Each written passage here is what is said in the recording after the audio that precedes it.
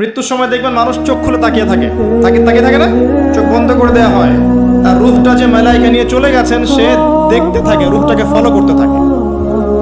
মানুষের সায়েন্স বলে এখন মানুষের বডি যখন মারা যায় তারপরও চোখ জীবিত থাকে। চোখের মধ্যে চোখ সবচেয়ে শেষে নষ্ট হয়। চোখের এই যে ইন্দ্রিয়ের ক্ষমতাটা এটা মানে ডেড বডি মারা যাওয়ার সাথে সাথেই শেষ হয়ে যায় না, চোখের এই ক্ষমতাটা বাকি থাকে। দেখবেন চোখ তাকিয়ে আছে। যদি ভালো মানুষ হয় একটা জান্নাত থেকে সিঁড়ি নামিয়ে দেওয়া হয় এবং সিঁড়িতে করে তার আত্মা চলে যাবে ইল্লিনে ইনশাআল্লাহ। আর খারাপ হলে কোথায় যাবে? সিজ্জিন। এটা বারজাখের জীবন, এখানে আযাব দেওয়া হচ্ছে। মিরাজের রাতে নবী সাল্লাল্লাহু আলাইহি ওয়াসাল্লাম দেখে আসছেন না, সুদখোরের শাস্তি রক্তের নদীতে ফেলে মাথা ফাটিয়ে দেওয়া হচ্ছে। জিনাকারের শাস্তি, সামনে ভালো গোশত আছে, এদিকে খারাপ গোশত আছে, পচা গোশত খাচ্ছে। গীবত করে শাস্তি দেখেছেন, এতিমের মাল আত্মসাৎকারী এরকম করে আগুনের দলা খাচ্ছে, বায়ুপথ দিয়ে আগুন বের হয়ে যাচ্ছে। অনেক শাস্তি দেখে এসেছে। এক শ্রেণীর বক্তার শাস্তিও দেখেছেন। নাউযুবিল্লাহ, আল্লাহ পাক হেফাজত করবে আমাদেরকে। আগুনের কেচি দিয়ে জিহ্বা কেটে দেওয়া হচ্ছে, আগুনের কেচি দিয়ে জিহ্বা কেটে দেওয়া হচ্ছে। সেটা হচ্ছে বলতো কাজের বেলা কিছু এবং শরীয়তের মূল বিষয়কে বিকৃত করে ফেলতো, এই শাস্তি। যাই হোক, তো এই 6 পিলারে কি করতে হবে? এই 6 পিলার 3টা কাজ করতে হবে। একটা হচ্ছে এই 6টা পিলারে আপনাকে প্রথমে আমাকে মনে বিশ্বাস করতে হবে, এটা 1 নাম্বার। তাসদীক বিল জিনান, ইকরার বিল লিসান। এরপর আপনাকে মৌখিক স্বীকৃতি প্রদান করতে হবে। এরপর আমালু বিল আরকান, কাজে বাস্তবায়ন করতে হবে।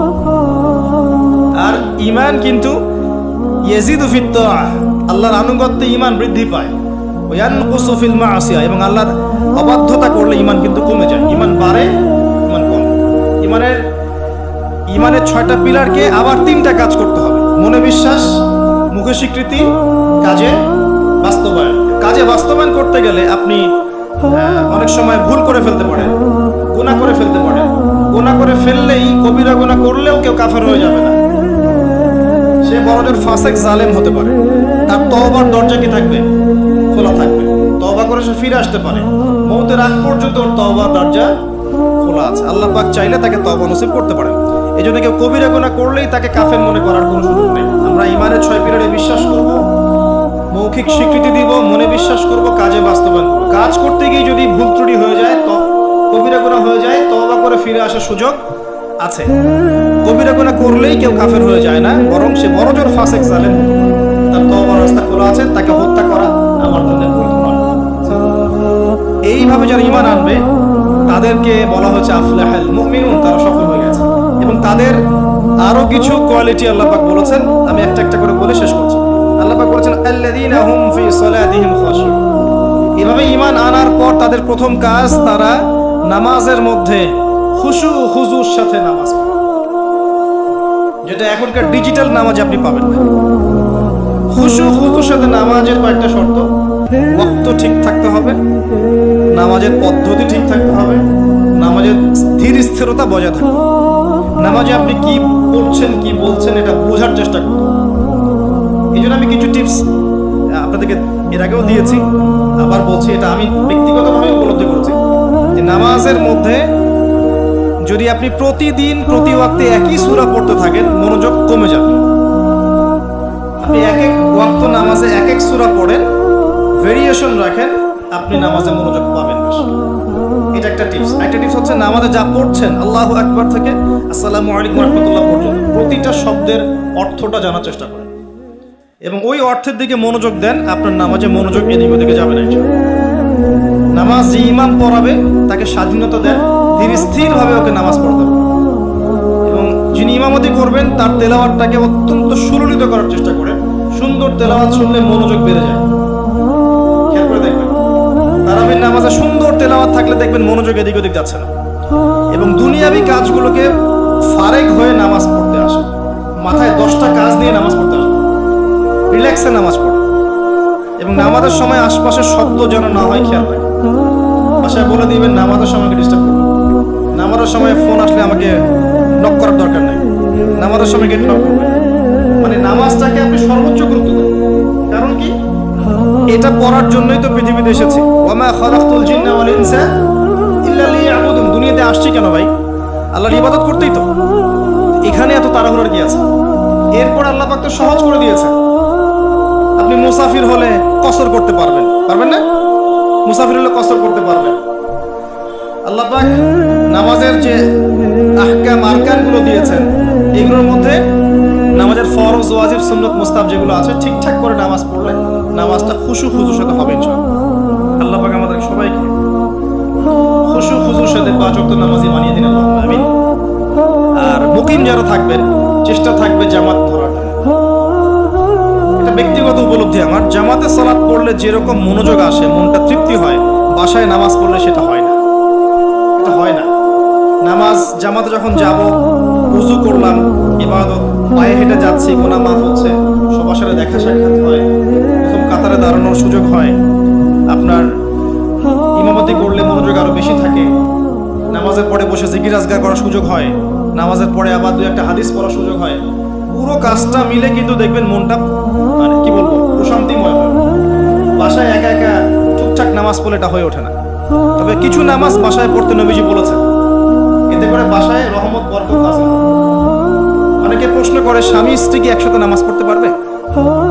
স্বামী স্ত্রী একসাথে সিনেমা দেখতে পারবে, নামাজ পড়তে পারবে নাকি? এগুলো প্রশ্ন করে। স্বামী স্ত্রী কি একসাথে নামাজ পড়তে পারবে? নামাজ পড়েন না বলেই তো এই সমস্যা। স্বামী স্ত্রী একসাথে মাঝে মাঝে নামাজ পড়বেন, মাঝে মাঝে নফল নামাজ পড়বেন একসাথে। এতে করে দেখবেন মহব্বত বাড়ছে, পরিবারের শান্তি বাড়ছে। স্বামী স্ত্রী একসাথে সারা দুনিয়া ঘুরে বেড়ায়, বেপর্দা হয়ে ফেসবুকে ছবি দেয়, এগুলো করতে পারবে, নামাজ পড়তে পারবে? জিজ্ঞাসা করছে, এখানে প্রশ্ন করছে।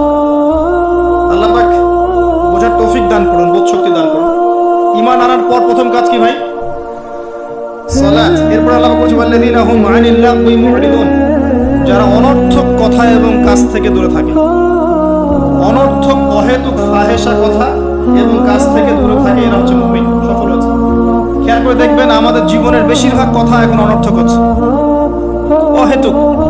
অহেতুক গীবত, অহেতুক তহমত, অহেতুক সমালোচনা। 3-4 জন একসাথে বসলেই গীবত। যে ব্যক্তি কিছু বোঝেই না, সে পলিটিক্স নিয়ে কথা বলা শুরু করলো, ইকোনমিক্স নিয়ে কথা বলা শুরু করলো, দেশ নিয়ে, রাষ্ট্র নিয়ে, কত বুদ্ধি তার, মাশাআল্লাহ। অথচ সে এসবের ধারই ধারে, জ্ঞানের কোনো ধারই ধারে না। এই জ্ঞান তার মধ্যে নাই। এমন কেউ নাই যে সব বিষয় নিয়ে কথা বলার চেষ্টা করে না। সবাইকে সব বিষয়ে কথা বলতে হবে না তো। যে বিষয়ে দক্ষ সে সেই বিষয়ে কথা বলবে। তো আমরা কিন্তু কথা খুব বেশি বলি, অহেতুক কথাবার্তা, অহেতুক কাজ। দেখবেন অহেতুক কাজে আমাদের যুব সমাজ সময় নষ্ট করছে।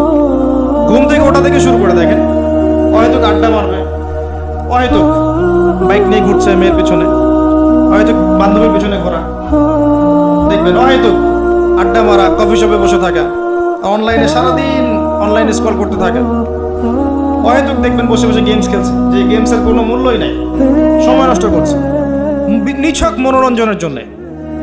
এরকম প্রচুর কাজ। মেয়েদেরকেও দেখেন সেম কাজ করছে, সারাদিন দেখবেন সাজুগুজু নিয়ে পড়ে আছে, হয়তো সিরিয়াল দেখছে বসে বসে, ঘন্টা পর ঘন্টা চলে যাচ্ছে, রিমোট নেওয়াই যায় না হাত থেকে। সারাদিনের সব কাজ আগে শেষ করে সন্ধ্যার সময় বসতেই হবে, সন্ধ্যা থেকে রাত 10টা সিরিয়াল দেখে শেষ করবে তার। বাঘের মুখ থেকে খাবার কেড়ে নিয়ে আসতে পারবেন, কিন্তু আপনার স্ত্রীর হাত থেকে রিমোট নিতে পারবেন না। মানে সবই হয়তো, খেয়াল করে দেখবেন প্রচুর কাজ আমরা করি, নিছক অহেতুক কথার কাজ। আল্লাহ পাক বলেছেন মুমিনদের সবচেয়ে বড় বৈশিষ্ট্য হচ্ছে তারা অহেতুক কথা এবং কাজ এড়িয়ে চলবে।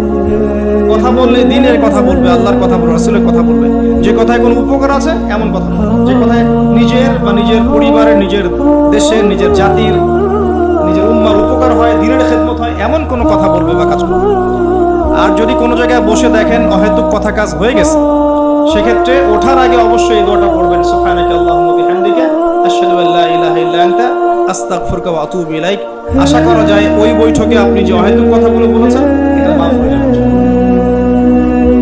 তো আল্লাহ পাক আমাদের সবাইকে অনর্থক কথা এবং কাজ থেকে বেঁচে থাকার তৌফিক এনায়েত করুন, আমিন। এরপর আল্লাহ পাক বলেছেন ওয়াল্লাযীনা হুম লিযাকাতি ফাঈলুন, যারা যাকাত আদায় করে। এখানে যাকাতের দুইটা অর্থ, একটা হচ্ছে মালের যাকাত প্রদান করা, নিসাব পরিমাণ সম্পত্তি থাকলে 2.5% যাকাত দিবে। যাকাত দেন তো? শুধু যাকাতটা যদি আমরা কালেক্ট করতে পারতাম, আমাদের সমাজে দারিদ্রতা বলে কিছু থাকতো না। শুধু যাকাতটা যদি আমরা সংগ্রহ করতে পারতাম সবাই, আর আমরা যদি দিতাম, আমরা অনেকে নামাজ পড়ি যাকাত দেই না,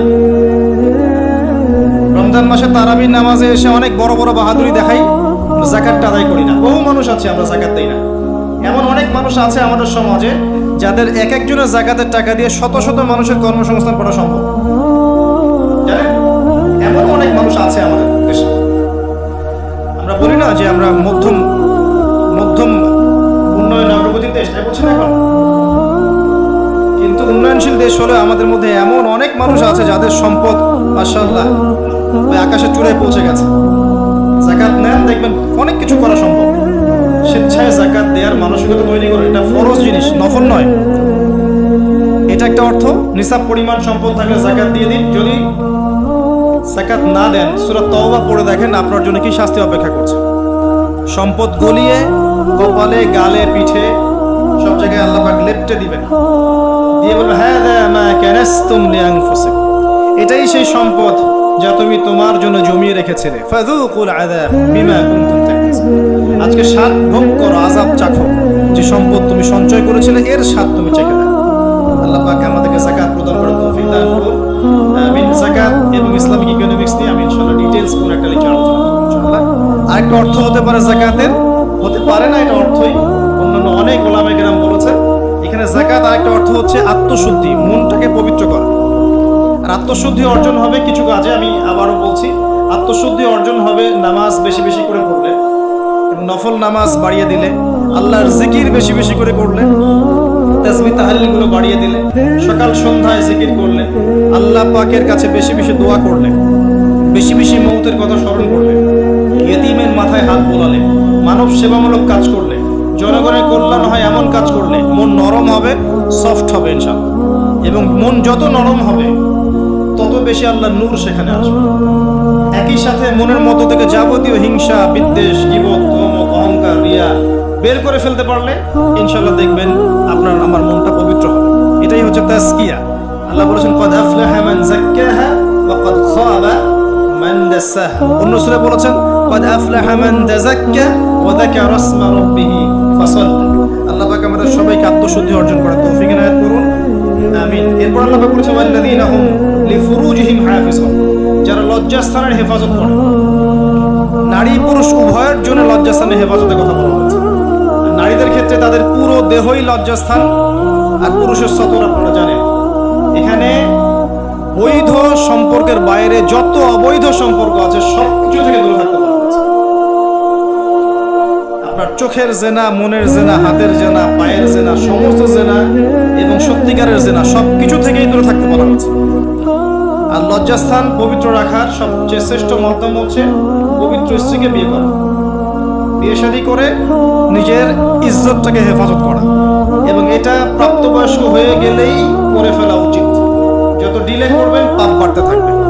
এবং গার্ডিয়ানদের উচিত, যদি একটা রিজিকের ব্যবস্থা হয়ে থাকে সন্তানের, বয়স হয়ে গেলে বিয়ে দিয়ে দেওয়া ছেলে আর মেয়ে, যাতে করে ওরা পবিত্র জীবনযাপন করে, অবৈধ সম্পর্কগুলো থেকে বেঁচে থাকে। অনেক সময় দেখা যায় যে আমরা বিয়ের পরেও যে পরকীয়া, তারপরে আপনার ব্যভিচার, পতিতালয়ে যাওয়া, ঠিক আছে, নারী পুরুষের অবাধ মেলামেশা, এগুলোও কিন্তু জেনার অন্তর্ভুক্ত। এগুলো লজ্জাস্থানের হেফাজতের খেলাফ। আর দুটা কথা বলে আল্লাহ পাক শেষ করেছেন এই প্রথম দিকের আয়াতগুলো। আল্লাহ পাক বলেছেন ওয়াল্লাযীনা হুম লিআমানাতিহিম ওয়া আহদিহিম রাউন, মুমিন তারা যারা আমানত রক্ষা করে এবং ওয়াদা রক্ষা করে। আমানত আর ওয়াদা, কিয়ামতের আলামত, কিয়ামত কবে হবে সাহাবীরা জিজ্ঞাসা করছেন। নবীজি বলছেন যখন আমানতের খেয়ানত করা হবে। সাহাবীরা বলছেন আমানতের খেয়ানত কিভাবে হবে? নবী সাল্লাল্লাহু আলাইহি ওয়াসাল্লাম বলছেন যখন অনুপযুক্ত ব্যক্তিকে দায়িত্ব প্রদান করা হবে বিভিন্ন সেক্টরে, তখন বুঝে নেবে এটাই সেই যুগ। ফান্তাজির সাআ, কিয়ামতের অপেক্ষা করতে থাকো।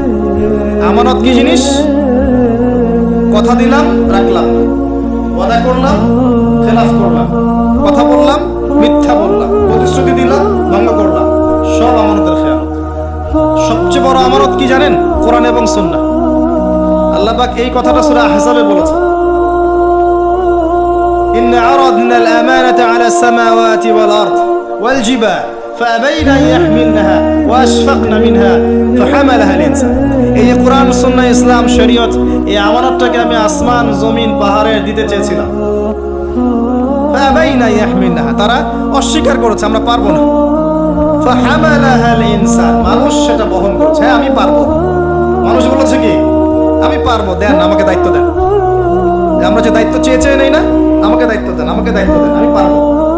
মানুষ এই কথা বলেছিল। আল্লাহ পাক বলেছেন ওয়া কানাল ইনসান যালুমান জাহুলা, মানুষ বড় জালেম আর জাহেল।